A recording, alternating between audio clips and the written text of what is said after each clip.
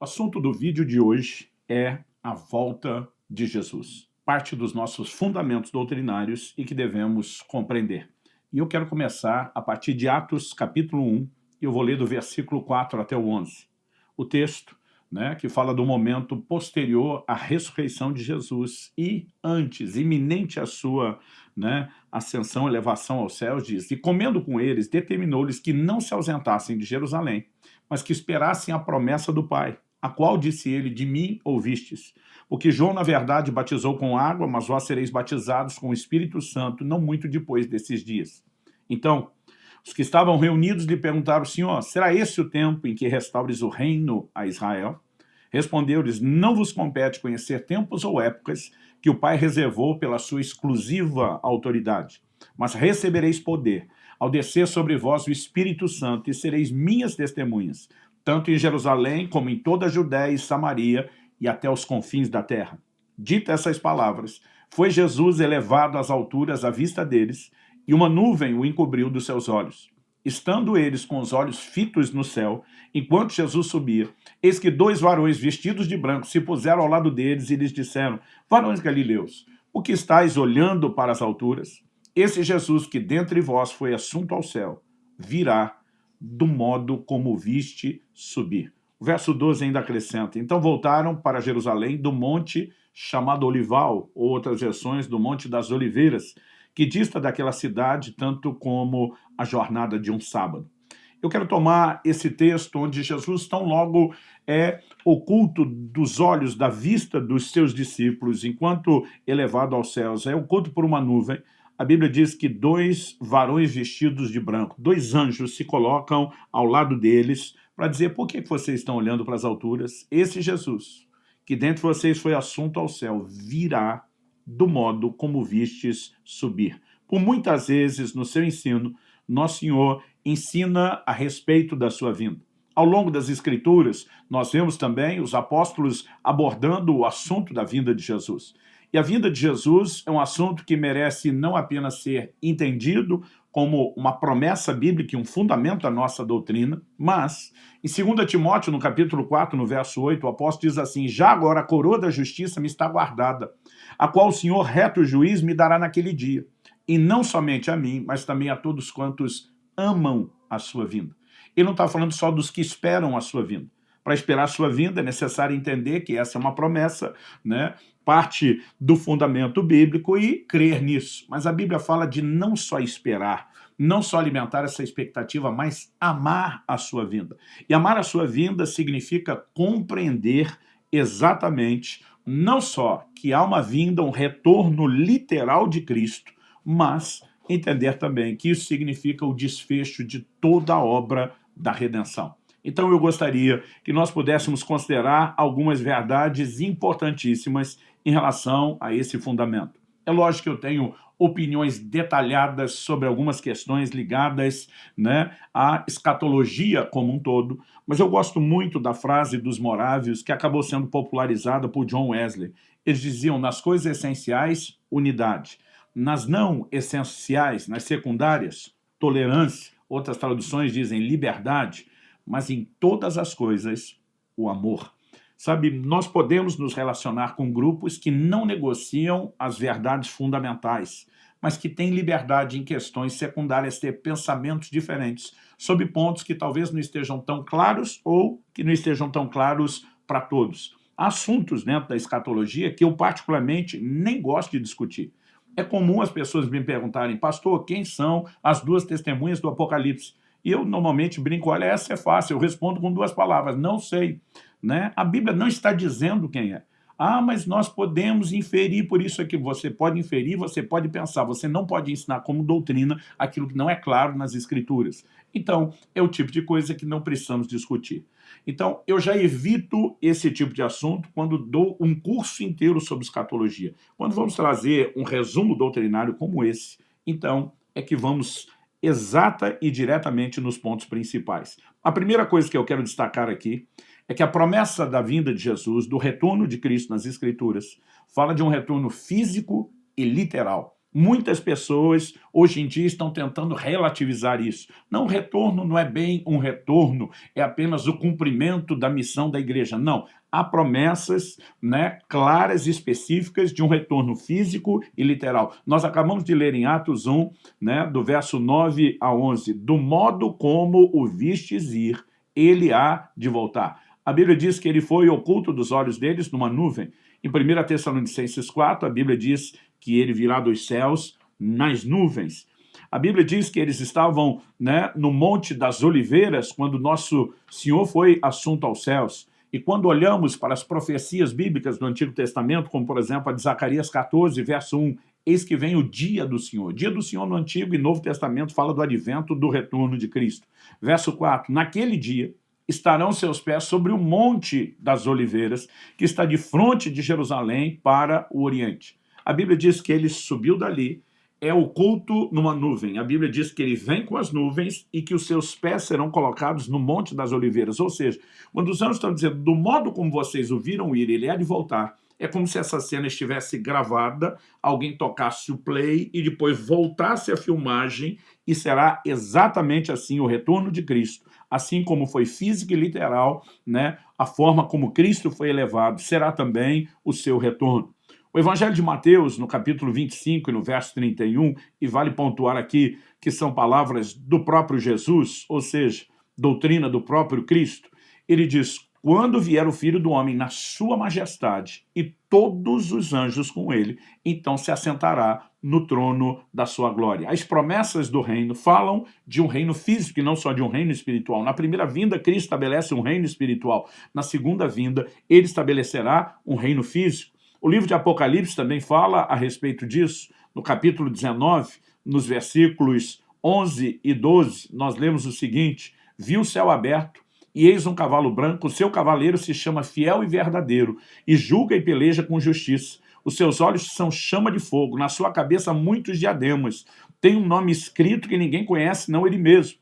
Verso 13, está vestido com um manto tinto de sangue e o seu nome se chama o Verbo de Deus. 14, seguiu nos exércitos que há no céu, montando cavalos brancos com vestiduras de linho finíssimo, branco e puro. A descrição prossegue e em todos os versículos seguintes, o que percebemos é o cenário da vinda de Cristo sendo preparado, né? O Senhor Jesus voltará, ele virá de forma física e literal, assim como tem sido prometido. Há duas palavras, né, usadas no original grego que apontam o retorno de Cristo.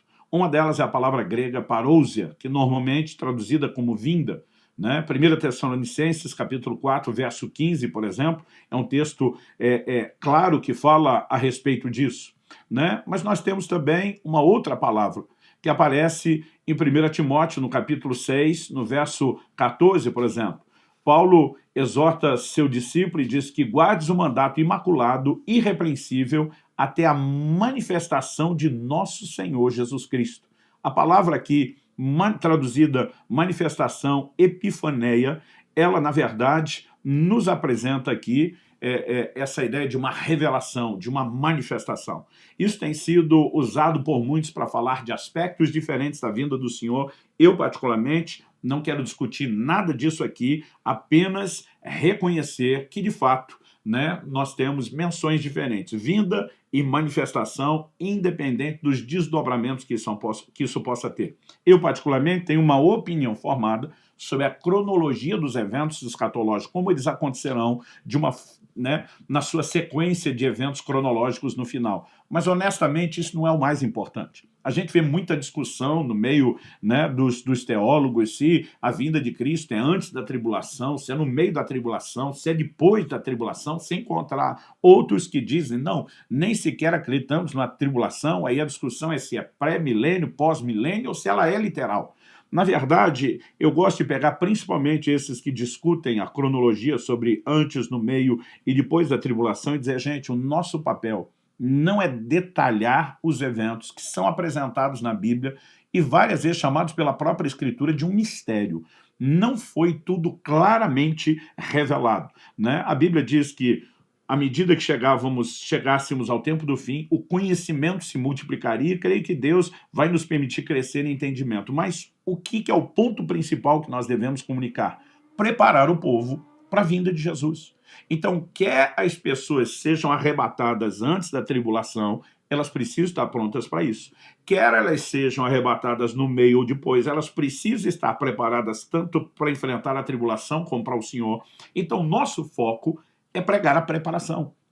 Uma ocasião, eu ouvi um exemplo mencionado pelo meu irmão mais velho, o Adriano, e particularmente eu não sei de quem ele ouviu, mas falando sobre essa questão dos posicionamentos de quem é pré-tribulacionista, mid, né, pós, ele disse que a pessoa falou assim, olha, tem pessoas que gostam de beber café com leite, mas elas têm preferências diferentes.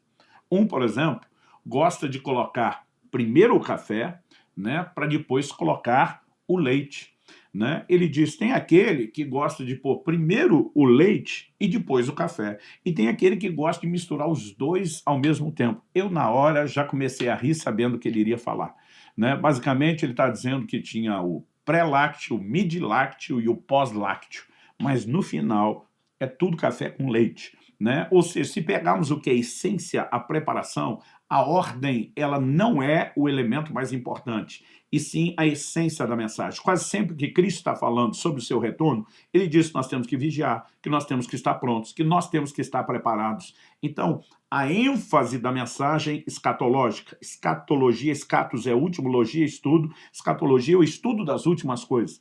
A ênfase da mensagem escatológica do tempo do fim não é detalhar a cronologia dos eventos, é produzir preparação, uma consciência. Agora, destacando uma vinda literal, há acontecimentos correlacionados com a vinda do Senhor que demandam. Eles, na verdade, exigem que essa vinda tenha que ser literal e não simbólica. Por exemplo, o arrebatamento é citado não apenas em 1 Tessalonicenses, no capítulo 4, dos versículos 13 a 18, acredita-se que em Mateus 24, de 40 a 42 também, né? Alguns que entendem, né, uma inferência disso, ou pelo menos parte do processo final sendo revelado em 1 Coríntios 15, de 50 a 53. Há os textos bíblicos que falam de uma grande tribulação. Em Mateus 24, de 21 a 29, Jesus fala sobre isso. Em 2 Tessalonicenses, no capítulo 1, no verso 6, a Bíblia fala sobre isso. Em Apocalipse 7, 14, também temos a menção da grande tribulação. E nós não podemos ter eventos como esse literais se a vinda do Senhor não é não é literal. A Bíblia também menciona o anticristo. João capítulo 5, verso 43, 1 de João capítulo 2, verso 18, 2 Tessalonicenses 2, de 3 a 10 e Apocalipse 13, né, podemos apresentar aí praticamente o capítulo todo, enfatizam a pessoa do anticristo. Né? Se nós temos esses acontecimentos e pessoas literais, mas não temos uma vinda literal, nenhum deles faz sentido. Então, obviamente, há uma vinda literal a ser crida, esperada e para a qual devemos estar prontos. Agora, quando isso acontecerá? Nós precisamos entender que, e esse é o segundo tópico que eu quero destacar aqui, não há uma data que se possa prever. O tempo todo nós vemos, principalmente nos últimos séculos, as pessoas tentando estabelecer datas, dizendo pelas profecias, por essa soma, por aquela, né, vai ser tanto. Chegaram a inventar um versículo. Eu brinco com inventar porque as pessoas acreditavam que estava na Bíblia, de tanto que era repetido. 1000 passará, 2000 não chegará. Né? E nós já estamos aí na década de 20 do ano 2000, olhando e rindo dessas coisas. Por quê? Quando em Atos capítulo 1, Jesus está falando sobre a importância de ser cheio do Espírito para pregar o Evangelho, no verso 6, os discípulos perguntam, é nesse tempo que restauras o reino a Israel? Há promessas ligadas, né, ao estabelecimento do reino de Deus numa expressão física. E eles sabem que Israel estava inserido de uma forma especial nesse pacote de promessas. Então eles estão perguntando, e aí, é agora que vai rolar? É agora que nós vamos dominar o mundo, governar? Jesus responde no verso 7, não vos compete conhecer tempos ou épocas que o Pai reservou pela sua exclusiva autoridade. Aí ele manda direto, mas recebereis poder ao descer sobre vós o Espírito Santo e sereis minhas testemunhas. Ele está dizendo, em vez de tentar entender quando é que as coisas acontecem, vocês precisam compreender a missão que foi dada e executá-la. Até porque, como eu quero te mostrar pela palavra de Deus, a execução da missão afeta o retorno de Cristo. Então, naquele momento, quando Jesus diz, não vos compete saber, se nem para esses 12 apóstolos, os líderes principais, Jesus está abrindo o jogo a respeito dessa data, a pergunta é, por que é que nós estamos tentando determinar a data? Aliás, Jesus diz que se alguém soubesse que hora viria o ladrão, ele estaria vigiando, né? Ele estaria pronto para aquilo. O tempo todo nós somos chamados à vigilância para um dia que chegará de surpresa, ou seja, não é para ninguém saber quando será a data. Então, não só as tentativas de estabelecer datas são erradas, como no plano e no propósito de Deus não é para saber, é para a gente viver pronto, né? Podemos dizer que é algo parecido com a morte, nós não sabemos quando vai chegar. Então, a gente vive de prontidão. Isso não significa que a gente quer morrer, isso não significa que a gente não quer viver, mas nós precisamos viver de prontidão. E quando olhamos para a palavra de Deus, nós temos algumas declarações importantes. Por exemplo, em Mateus 24, no verso 36, nós temos uma declaração de Jesus, e essa declaração ela precisa ser devidamente entendida. Ele diz o seguinte, a respeito daquele dia e hora, ninguém sabe, nem os anjos dos céus, nem o Filho, senão o Pai. Né? Nós olhamos o verso depois 42, portanto vigiai, porque não sabeis em que dia vem o nosso Senhor. Depois o verso 44, por isso ficai também vós apercebidos, porque a hora em que não cuidais, o Filho do Homem virá. Então a ordenança, vigie, né? Fiquem apercebidos ou de prontidão, porque na hora que não se imagina, ele vem. Então Deus nunca quis que nós prevíssemos. Jesus, enquanto aqui na terra, isso é o que nós expusemos numa outra aula, falando sobre o esvaziamento de Jesus, num dos nossos fundamentos doutrinários, mas enquanto homem, Jesus abriu mão de atributos exclusivos pertencentes à divindade, entre eles a onisciência. No entanto, depois da sua morte e ressurreição, a Bíblia diz que nele habita corporalmente a plenitude da divindade, o que inclui aquelas coisas das quais ele se esvaziou, como diz Filipenses 2. Ou seja, não há menor chance de Cristo, como Deus onisciente, não saber o dia da sua volta. Mas há, não apenas há, faz todo sentido ele, enquanto aqui na terra, dizer o Filho do Homem não sabe, nem os anjos sabem, isso é algo que pertence somente ao Pai. Ou seja, pense um segredo que Deus não confiou para mais ninguém além de si mesmo, né? Além da Trindade, justamente para que não saiba. E eu fico me perguntando como, diante de declarações bíblicas tão explícitas, as pessoas querem dizer que elas descobriram ou tiveram uma revelação do dia. Não só a Bíblia não diz quando será, como ela está dizendo que não é para saber, é para simplesmente viver pronto. E qualquer tentativa de qualquer pessoa de estabelecer data, né, ela não se harmoniza em absolutamente nada com as declarações bíblicas. Em Mateus, no capítulo 25, no verso 13, Jesus diz, vigiai, pois, porque não sabeis o dia nem a hora. Algumas pessoas têm dito que quando a ênfase está no dia e hora, é porque a gente não sabe o dia específico, a hora específica, mas podemos saber estações, podemos entender tempos que se aproximam. Né? Eu não vou entrar nem na discussão, né, a respeito de se temos diferente de dia e hora para anos ou tempos e estações, mas o fato é que nós temos que viver de prontidão. Agora, em 2 de Pedro, no capítulo 3 e no verso 12, nós temos uma orientação que me faz pensar, né, que quando a Bíblia fala de um dia e hora, Deus sabe o dia e hora, não necessariamente porque ele determinou isso, mas porque ele é presciente e ele sabe de antemão todas as coisas. Porque, particularmente, eu não creio que Deus estabeleceu um dia para voltar, então as coisas se ajustam à agenda que ele estabeleceu. A volta dele está relacionada a alguns eventos. E se eles acontecem ou não, isso afeta o momento da sua vinda. Em 2 de Pedro, capítulo 3, verso 12, a Bíblia diz, esperando e apressando a vinda do dia de Deus. Esperando e apressando. Se esse dia pode ser apressado, ele também pode ser retardado. Ou seja, essa data não foi previamente estabelecida, ela pode simplesmente mudar. Agora, o Deus presciente sabe exatamente em qualquer consequência de apressarmos ou retardarmos aonde ela termina, e ele sabe de antemão no final qual é o dia e a hora. Mas eu quero que você entenda que o que Deus determinou não é o dia certo para que tudo termine. É uma sequência de eventos que nos leva ao momento onde tudo termina. E ele sabe o dia e hora quando tudo termina. E o que eu e você precisamos entender a partir disso é que, em vez de apenas esperar que as coisas aconteçam por si, é entender que nós somos chamados para participar do processo. Vamos olhar o exemplo, por exemplo, né, do dilúvio. Em Mateus, no capítulo 24, quando Jesus está falando a respeito do assunto, ele apresenta o que acontece nos dias de Noé como uma espécie de um paralelo, né? Por exemplo, Mateus 24, de 37 a 39. Pois assim como foi nos dias de Noé, também será a vinda do Filho do Homem. Porquanto assim como nos dias anteriores ao dilúvio, comiam, bebiam, casavam-se, davam-se em casamento, até o dia em que Noé entrou na arca, e não o perceberam, senão quando veio o dilúvio e os levou a todos, assim será também a vinda do Filho do Homem. A pergunta é, tinha uma data estabelecida para o dia do dilúvio? Não. Eu aprendi quando criança, na escola bíblica dominical, que Deus disse, serão 120 anos. Não, não foi isso que ele disse. Em Gênesis, no capítulo 6, no verso 3, Deus diz, os dias do homem serão 120 anos. Ele estabelece uma duração, um prazo de vida menor. Até então, você lê o capítulo anterior, o 5, termina com as pessoas vivendo mais de 900 anos. Mas aí Deus diz, o meu espírito não agirá para sempre no homem porque é carnal. Deus está dizendo, essa turma vive quase um milênio, o tempo todo endurecendo o coração, a ação do meu espírito, eu vou diminuir o tempo de vida. Né? Tanto que depois do dilúvio, a duração da vida despenca rapidamente e você vai ver, né, um Moisés que vive essa medida cheia dos 120 anos, depois ainda escreveu o Salmo 90 dizendo a vida do homem é 70, quando muito 80 anos, o que passa disso é canseira e enfado. Deus estava falando da duração da vida, o que é fácil de entender.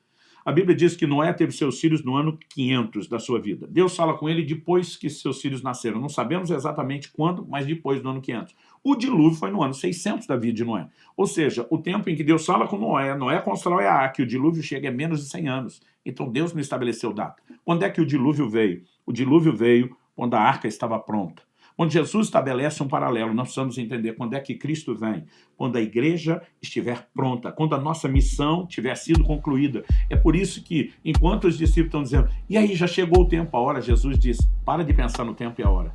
Vocês vão receber poder, vocês vão ser minhas testemunhas, vocês vão executar a missão. Por quê? Somente com a execução da missão eu posso voltar e nós temos a definição do tempo. Então, em vez de esperar passivamente o tempo, nós esperamos ativamente trabalhando. O apóstolo Paulo diz, nossa pátria está nos céus, de onde aguardamos um Salvador. Aguardar a Cristo não é sentar de forma passiva sem trabalhar, não é viver confinado às quatro paredes da igreja. Aliás, o homem que mais declarou esperar e amar a vinda de Cristo também escreveu e disse que trabalhava mais do que todos os apóstolos. Então, esperar a vinda do Senhor não é sinônimo de não trabalhar, é o contrário.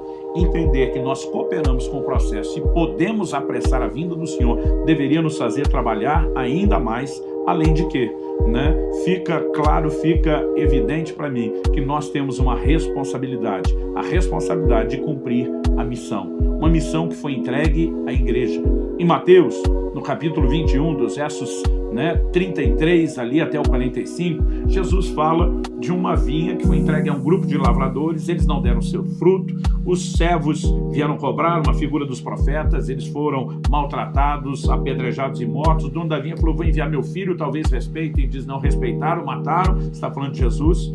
Aí Jesus pergunta, o que o dono da vinha, que é Deus, e a vinha é o reino de Deus, fará? Vai tirar a vinha desse grupo de lavradores, vai entregar a um outro grupo que a seu tempo entregue os frutos. Jesus estava falando de como o reino de Deus, que havia sido confiado à nação de Israel, a descendência natural de Abraão, o reino seria tirado deles e confiado a uma descendência, a uma linhagem espiritual, que são os filhos da fé, que aqui nós temos a igreja com a inclusão dos gentios, e a Bíblia está dizendo que eles iriam entregar os frutos, ou seja, a igreja termina gloriosa e vitoriosa o seu papel, e é nesse momento que o Senhor Jesus volta. Agora, em terceiro e último lugar, eu quero destacar a importância de viver na iminência da volta de Cristo. De vez em quando eu vejo pregadores fazerem afirmações que me assustam. Por exemplo, um deles disse, não, eu creio que Jesus não venha antes de 200 ou 300 anos. Eu olhei e falei, você não tem o direito de crer nisso, muito menos de pregar, porque desde a primeira geração nós temos sido ensinados aqui a viver na iminência do retorno. Ele volta a qualquer momento. Nós já temos mais de 2000 anos de evangelho, de cristianismo, mas desde a primeira geração o Senhor está dizendo, eu volto logo, eu volto em breve. Ele nunca definiu logo ou em breve, mas ele diz, eu volto a qualquer momento. Ele queria que cada geração, geração após geração, esperasse isso. Em Apocalipse 22:12 ele diz, eis que venho sem demora, e comigo está o galardão que tenho para retribuir a cada um segundo as suas obras. De novo, a ênfase da sua vinda relacionada com a missão e a responsabilidade que temos de realizar as obras, de cumprir a missão, né? O tempo todo somos chamados a esse clamor para que ele volte e a viver em prontidão. No verso 17, Apocalipse 22, lemos: o Espírito e a noiva dizem, vem.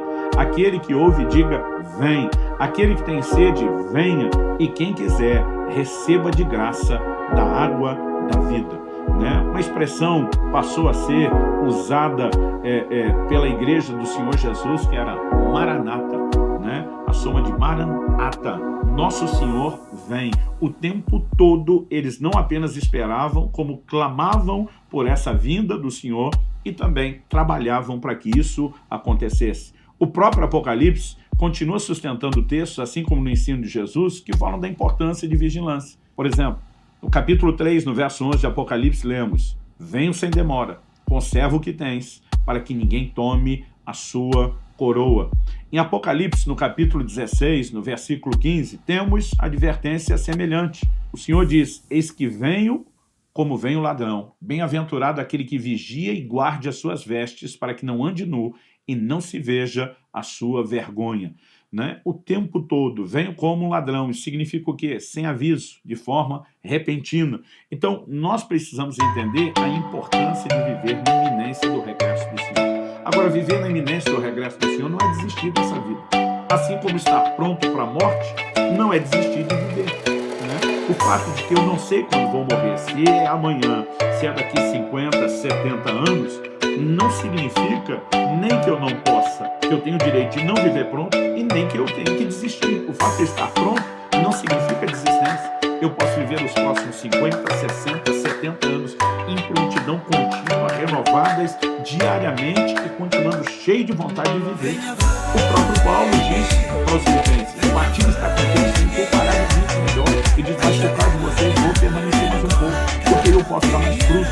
Então, quem entende esse elemento de apressar a vinda do Filho de Deus, ele sempre tem uma debaixo do Senhor. Quem entende que a vinda do Senhor deve ser apressada com trabalho, né? E temos muito trabalho, mas isso não significa que nós possamos viver. O Senhor não está às portas pelo tempo todo, ele na Escritura adverte que seja. Então devemos vigiar como se Jesus viesse no próximo minuto e planejar trabalhar para Deus. Quando falamos de prontidão, ele pode voltar no próximo segundo. Quando falamos da disposição de servir, vậy là đã chung một nhà uống đón chắc lại gần xa, sóng gió nào cũng sẽ qua, miễn là quen ở đây cùng ta. Nắng ngon nghe anh vỗ về, bờ tuyệt vời không chối chê. I'm lucky man, có được em như lành chung số đề. I was so playboy, đón anh trước đây thôi, không còn muốn đi nên muốn ở nhà cùng em ngắm mây, chiều tay anh trong tay, nhìn mắt em lánh đủ say rồi. Bấm nút trở lại rồi làm gì tiếp theo em sẽ biết ngay thôi. intencionada que seja essa mensagem, ela é antibíblica. Em Mateus, no capítulo 25, dos versículos 11 a 13, quando nós lemos das 10 vítimas, e a Bíblia diz que 5 delas estavam prontas e entraram, 5 não estavam prontas e não entraram. O que é que aconteceu com as 5 que não estavam prontas e não entraram? A Bíblia diz que a porta fechou. E quando eles ficam insistindo, o Senhor diz: eu não vos conheço. Não houve segunda chance. Assim como depois da morte não há segunda chance, as pessoas precisam estar prontas antes de morrer. Depois do retorno do Senhor, não há segunda chance para quem desperdiçou quando foi orientado a permanecer em vigilância. Então, assim, não creio, não importa a cronologia dos eventos, você preste mídia ou possa demonstrar isso. Não creio em repescar, né? Biblicamente falando, não existe esse modelo e nós temos que viver em prontidão. Agora, estar sempre pronto, sempre preparado para a vinda do nosso Senhor é a mensagem bíblica. Eu encerro lendo 2 Pedro, capítulo 3, verso 14, que diz: por essa razão, pois, amados, esperando essas coisas, falando da vinda de Jesus, empenhai-vos por seres achados por ele em paz, sem mácula e irrepreensíveis. Então, que nós possamos, de fato, guardar no coração não apenas essa expectativa do nosso Senhor, mas um desejo de estar pronto para que esse foco principal esteja pronto, esteja preparado. E junte-se ao coro do Espírito e à noiva que dizem: Maranata, vem, Senhor Jesus.